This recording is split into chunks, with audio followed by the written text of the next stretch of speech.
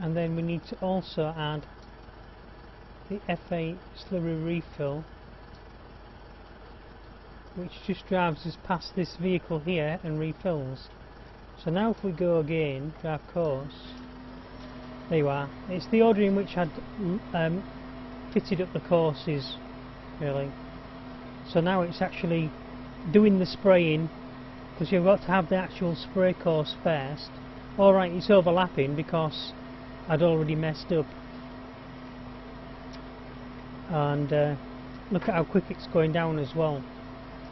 If I had the spray arm on this little tank, it would run a lot better. So let's watch what happens here. This is a course, it derived itself, it generated the course after I did plot the field. I do have a separate plot for the field, a plot F8, and I was going to, there's two ways you can do this course from the plot in the field. You can either you can make the plot course yourself, and as you can see now it stops. It's going to hopefully not drive to the end of the course, but it's going to go and pick up the start of the loader course. If it drives straight across here, which it is doing, we know it's now going for the refill. So you can either drive from the plot course you make yourself, and you can put as many waypoints around the field as you like. It's actually driving, making a beeline directly for the end of the field course here. Look. Then once it's hit here, it will drive directly across to the closest waypoint or the start of the next course. Yeah. So I've actually put the start of the course right down here, which is probably an error, because if it goes round and round and round now, that means it can't find the course properly. So I should have put the start of that course, then it wouldn't have driven back like this.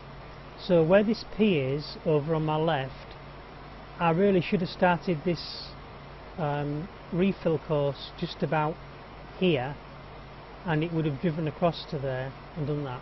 So we'll remember that for the next field. So now it's going to go and refill, and you can even set this yellow Garant tank. I'm stopping too early for some reason. I think this is because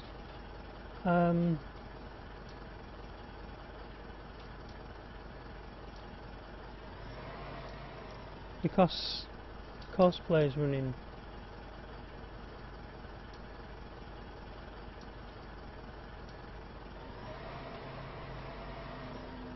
Right, there you are. So it stopped on its own. All I had to do was stop and start the CoursePlay. It was maybe just waiting for something, thinking that the vehicle itself was in the way. That's always another tip, is to try and get, I should have really put this yellow vehicle over on the top of the field, so you drive past it in a straight line and fill up. So continue. That must be a problem with the weight. We'll give it a second or two to see if it starts. It's not going to start, so I'm going to have to do that. And now it should go to the point where it left off. But normally you wouldn't have to mess about triggering it like that if I'd have put the refill course on the straight. So now it's driving back to the point where it left off.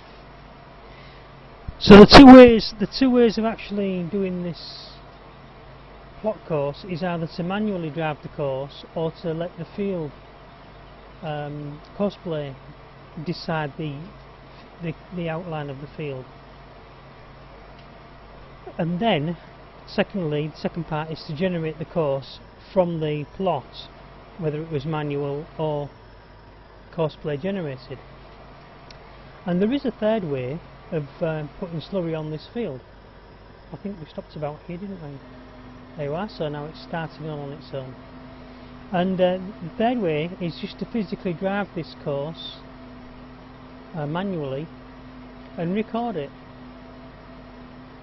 And then you can put the block course on afterwards. Sorry, the slurry refill course on afterwards. I'd said 11 metres on the width of this slurry, but I don't think it was 11 metres in reality. Or I'd left it set at 11 metres. So you can see how it's left a gap actually down the middle there. In fact, it didn't spray on that run.